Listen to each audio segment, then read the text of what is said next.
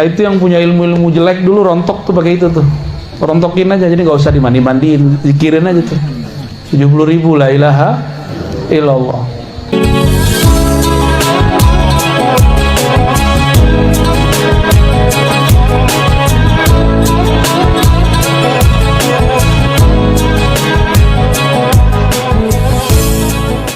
Diajarkan aja. Iblis itu ahli zikir, Pak. Makanya tadi saya minta Ustadz Kamil Falah sholawat dulu ya. Sholawat dulu, karena perbedaan antara zikir wali Allah dengan wali setan satu aja. Ada sholawatnya apa enggak ya? Ada sholawatnya apa enggak? Kenapa mesti ada sholawat? Karena orang bisa zikir cuma karena yang disebut namanya dalam sholawat itu. Siapa nama yang disebutkan dalam sholawat? Allahumma salli ala Sayyidina. Karena ada yang bernama Muhammad, nah itu dia, maka kita kenal dengan Sang Ahad. Kalau tidak ada dia, mana bisa tadi berzikir la ilaha illallah. Jadi yang ngajarin kita la ilaha illallah siapa? Nabi SAW mengajarkan zikir itu dengan cara yang berbeda-beda, metode yang beragam, mulai dari metode yang panjang sampai metode yang pendek. Contohnya, beliau SAW mengajarkan orang, maukah kamu mengamalkan sesuatu yang jika engkau amalkan maka tudrikuna man sabaqakum, kamu akan mencapai makom orang-orang terdahulu kamu. Ternyata zikirnya biasa aja, subhanallah 33, alhamdulillah 33, Allahu akbar 33, tambah la ilaha illallah. Sederhana ya, sederhana. Tapi di belakang ada kalimat penutupnya Nabi SAW. Siapa yang mengamalkan zikir ini, dia akan menjadi orang terbaik di hari kiamat, kecuali ada yang datang dengan zikir yang sama atau yang lebih baik daripada dia. Makanya zikir 33 itu cuma contoh. Ada kawan saya baru hijrah, Pak, baru tobat, tapi ikut kelompok ekstrim. Saya kerjain dia, saya tanya, di hadis zikir itu 33, kalau aneh zikir 32 gimana? Oh bid'ah itu. Kalau aneh zikir 34, 35, oh ada contoh di masa Rasul dengan angka. Terjebak dengan angka. Banyak-banyaknya. Namun karena kita ini otak suka ngitung, mesti dikasih batas. Maka oleh Pak Haji Maman dikasihlah zikir 5.000 ya, 11.000, 70.000, tahlil, khatam tahlil 70.000, zikir ataqah ya. Masih itu pagi? Masih ada nih kawan-kawan ngamalin tuh ya, alhamdulillah. Nah, itu yang punya ilmu-ilmu jelek dulu rontok tuh pakai itu tuh, rontokin aja, jadi nggak usah dimandi-mandiin, zikirin aja tuh 70.000 la ilaha illallah. Nggak usah belajar aneh-aneh, Pak, zikir aja 70.000 kali 7. Nggak perlu mau ilmu debus antum, nggak perlu deh, ilmu sihir nggak perlu dah, ilmu pelet nggak perlu. Cuma kan yakin kurang. Kalau kiai-kiai tarekat itu mereka nggak sibuk dengan ilmu kanuragan, ilmu kesaktian, mereka sibuk dengan yang maha sakti. Makanya orang-orang tarekat nggak mempertunjukkan kesaktian. Nggak ada namanya pertunjukan debus dalam tarekat, kecuali tarekat debus. Tapi tarekat azkar nggak ada. Turunan dari tarekat zikir, jadi seni, ada seni tari, ada seni debus, itu bisa. Tapi ujung dari debus, apa ujung dari debus? Bismillahillazi la yadurru ma'asmihi syai'un fil ardi wala fis sama was sami. Itu ujung debus, ujung silat situ semua. Dengan nama Allah yang siapa saja bersama namanya, cukup bersama nama, cukup. maka tiada yang merusak, tiada yang menyakiti engkau baik di langit ataupun di bumi. Itu kalau kita ma'asmihi, belum di dalam nama, baru bersama nama. Kalau kita sudah di dalam nama gimana? Apalagi nama di dalam kita. Jadi zikir-zikir kita ini latihan memaiyahkan asma. Apa arti memaiyahkan? Membersamai nama, karena nama dan yang punya nama tidak pernah terpisah. Nama dan yang punya nama tidak punya terpisah. Siapa yang punya nama? Allah. Dan yang punya nama itu dekatnya dengan kita, lebih dekat dari urat nadi, lebih dekat dari jantung kita sendiri, lebih dekat dari diri kita merasa dekat. Cuma kita kan nggak merasa dekat. Maka zikir-zikir hentak-hentakan itu sebenarnya untuk membuka blok, kalau bahasa orang di kota. Kalau kita di pesantren nyebutnya hijab, ya. Hijab apa? Hijab kegelapan, hijab cahaya. Ternyata hijab terbagi dua. Ini hati-hati nih. Hijab artinya penghalang kita kepada Allah. Kenapa nih beberapa orang bingung, nih zikir apa sih? Kok bentak-bentak Allah sih? Nah, itu dia kehijab akalnya. Allah kan nggak budek, ngapain zikir keras-keras? Yang budak bukan Allah, ente yang budak. Orang udah zikir dari tadi, ente masih mikir aja, ya. Budak tuh akal itu. Orang udah asik nyebut nama Allah, dia masih mikir. Telinganya perlu segede itu, di sampingnya orang udah zikrullah, masih aja nanya, ya. Itu hijab, Pak, hijab akal itu. Apalagi yang sok-sok modern, hari gini, iya, hari gini, ya salam. Tapi kan ada menu khafi, ya, kan ada menu jahar, ada menu khafi. Yang nggak seneng zikir keras, zikir lembut aja, asik juga itu. Orang nge-rap di luar, kita ngepop di dalam, ya. Boleh, nggak masalah. Ya, antum nggak sedang zikir keras, zikir lembut di dalam. Orang yang sedang asik dengan kerasnya, jangan dilarang. Itu nikmat hidup kalau begitu.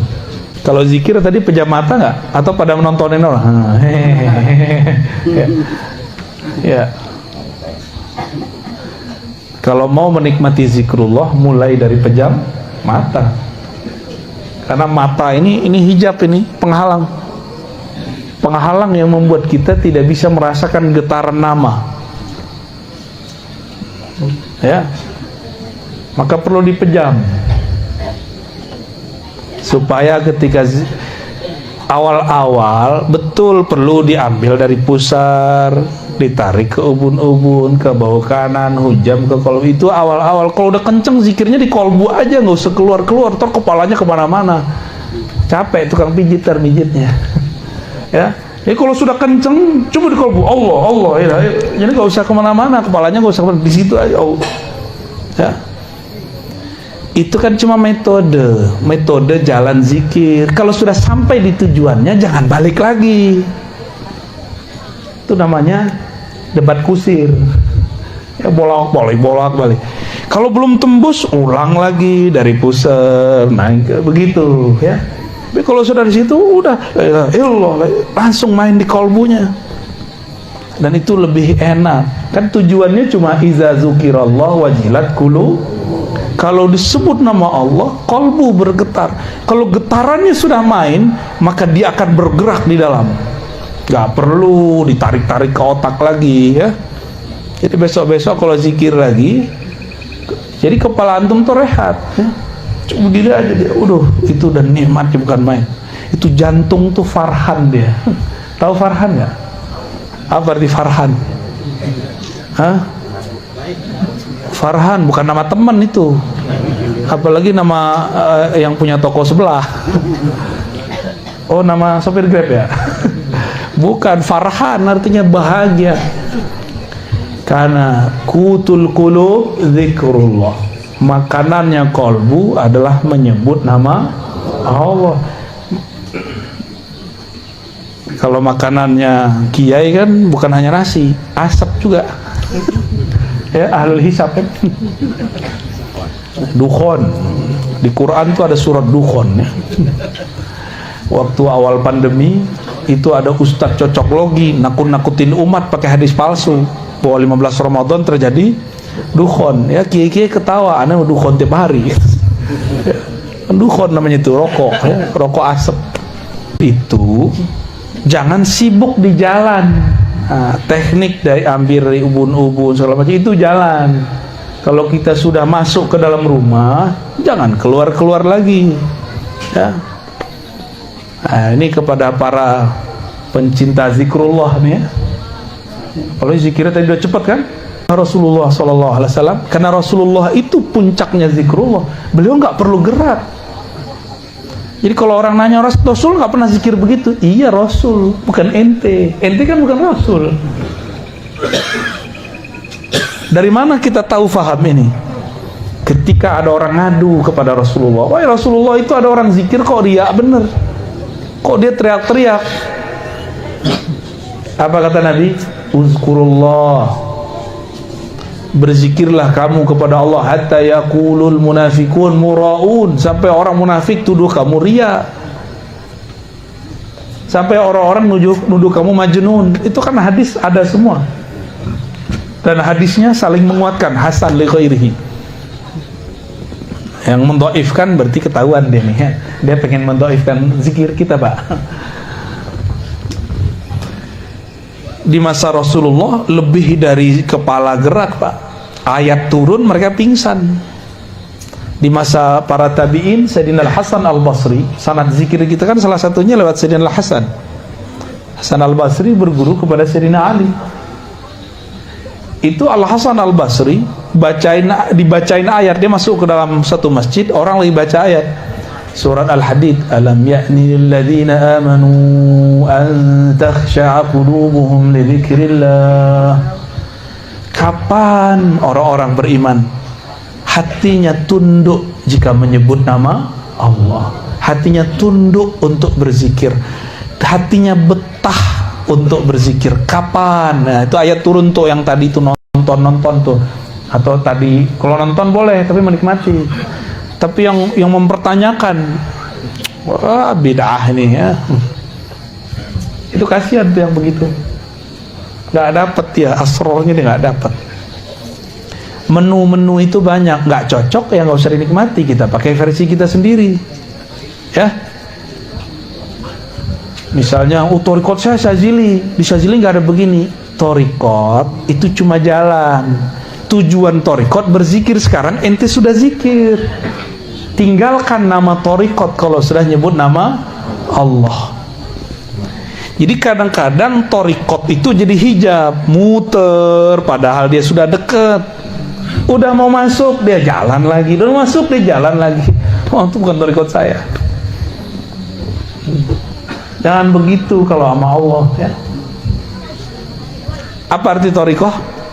Jalan. Kalau alamatnya udah dapet, masih penting nggak jalan? Udah nggak penting jalan, Pak. Yang penting nyampe ya. Yang penting, untuk apa punya banyak mobil bagus tapi nggak satupun bisa disetir ya, bensinnya nggak ada. Untuk apa punya banyak motor tapi nggak satupun ente bisa bawa? Satu kendaraan tapi sampai bisa nganter kita bolak-balik, nggak rusak-rusak, itu lebih afdol ya. Kan banyak juga yang datang ke saya, oh saya banyak torikot, iya. Nah, terus maksudnya apa banyak torikot? Ya gitu. Pengen unjuk gigi ya, untuk apa? Kalau orang banyak torikot, pencirian dia nyaman zikrullah. Bukan kemana-mana kor-kor, aku banyak zikir, aku banyak kira, aku banyak torikot, nggak perlu ngomong begitu ya. Bapak Ibu yang dimuliakan Allah, di saat orang-orang berzikir la ilaha illallah, di saat itu jika lisannya bersamaan dengan jiwanya, di satu makom nih, Lisannya sama dengan jiwanya.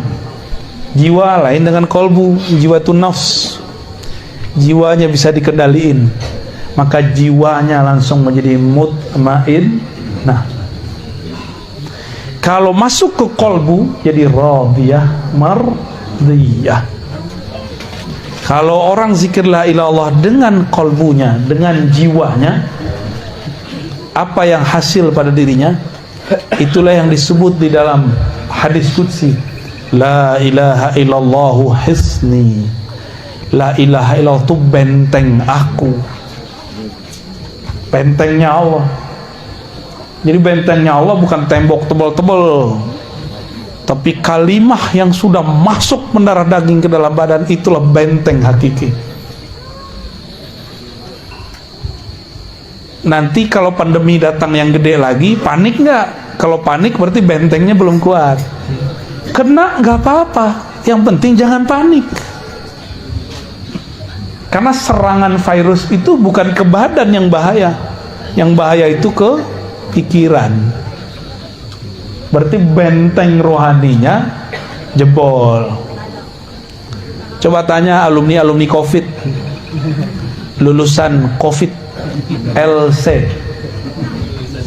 lulusan COVID, tanya tuh, pasti waktu mengalami dia kayak pengen mati aja bawaannya, putus asa, bener nggak? Putus asa itu adalah torekot syaitoniyah, torekatnya setan, isinya was-was terus. Jadi orang mati bukan karena COVID-nya, mati karena was-was. Apalagi Bapak bisa bayangin ya, Ibu bisa bayangin, di isolasi mandiri, enggak, tapi isolasi karantina, bukan mandiri. Di karantina nggak boleh ketemu siapa-siapa, wah itu lebih gawat lagi. Dan dia belum pernah belajar thariqah zikir. Orang ini kasihan, sungguh kasihan. Nggak ada teman zikirnya, nggak ada temannya. Ya, disitulah pengalaman kita, kawan-kawan kita banyak yang meninggal. Dan kawan-kawan saya pernah belajar zikir Allah dalam kolbu dan la ilaha illallah, rata-rata mereka sehat, rata-rata. Dan ketika sehat dia datang kepada kita terus bilang, terima kasih Bu ya, Trevi Ustaz udah ngajarkan zikir ini, jadi teman saya ketika saya sakit. Kalau dia mati dalam zikrullah, kalau dia hidupnya betul-betul berkesan. Cuma maklum, manusia kan pelupa. COVID yang Delta baru pergi kemarin, tapi kan kita udah lupa aja Pak ya, pengen kena lagi ya. Enggak ya? Enggak, beneran. Untung kita di negeri katulistiwa. Virus kalau udah keluar cuma berapa lama mati Pak. Kalau di negeri kita nih. Kalau di negara subtropis dingin, itu virus seneng. Maka Allah betul-betul sayang kepada kita. Alhamdulillah. Nah, kasihan kepada mereka yang tinggal di subtropis. Tapi karena Allah maha hebat, tenang aja ya. Mereka Allah akan setting tubuhnya dan sesuai dengan kondisinya. Jadi apa yang terjadi pada diri manusia saat dia baca la ilaha illallah? Dia sedang membangun benteng ilahiyah, al-hisn al-ilahi, benteng-benteng keilahian. Kalau udah begitu, udah dapat zikrullah, kok masih belajar zikir khadam? Kok masih doyan sama rajah-rajah? Itu aneh. Udah dapat afdolul zikri, masih cari yang tidak afdol. Afdolul zikri la ilaha illallah. La ilaha illallah hisni, la ilaha itu paling tinggi, disebut bentengnya Allah. Benteng terkuat itu la ilaha illallah. Cuma ya rutin. Yang rutin. Kok kerja bisa rutin? Kenapa kita mau rutin kerja Pak? Karena pengen dapat gaji kan? Bener? Kenapa nih bapak-bapak ini mau rajin kerja di sawah, di ladang, dagang, di kantor, guru? Kenapa? Karena pengen dapat hasil. Ini hasilnya udah Allah kasih duluan. Masih kurang yakin? Jangan-jangan memang kita kurang yakin kepada Allah Subhanahu wa ta'ala. Itu Nabi Sulaiman mau terbang zikirnya bismillah doang Pak. Saya Jadi Nabi Sulaiman cukup dengan bismillah terbang. Kita udah bui-bui baca la ilaha illallah nggak terbang-terbang ya. Emang mau terbang? Keren-keren Pak, terbang pakai bismillah. Yang keren itu pencet-pencet aja pakai tangan, nah, dapat tiket terbang. Jadi zikrullah ini ada 3 yang mau saya sebutkan. Zikrullah qutul qulub, itu udah tadi ya. Zikir Allah, mengingat Allah itu makanan kalbu. Bapak Ibu nggak makan seharian, lemes nggak? Itulah nasib orang nggak zikir seharian. Udah dikasih talqin sama Pak Kiai Haji Maman, nggak dipakai. Mau antum kiai 1000 kali kiai nggak ngaruh. Oh saya bisa baca kitab, nggak masalah. Nabi nggak perlu baca kitab begituan. Kitab kuning kan baru kemarin sore ada. Nabi memang baca kitab kuning? Enggak, Nabi nggak perlu kitab kuning, di dalam dirinya semua kitab ada. Maka An-Nabil Ummi bukan Nabi tidak bisa baca tulis. An-Nabil Ummi, Nabi induk semua kitab, Ummul Kitab, itu artinya. Allahumma salli ala Sayyidina Muhammad An-Nabiyil Ummi, Nabi yang Al-Ummi,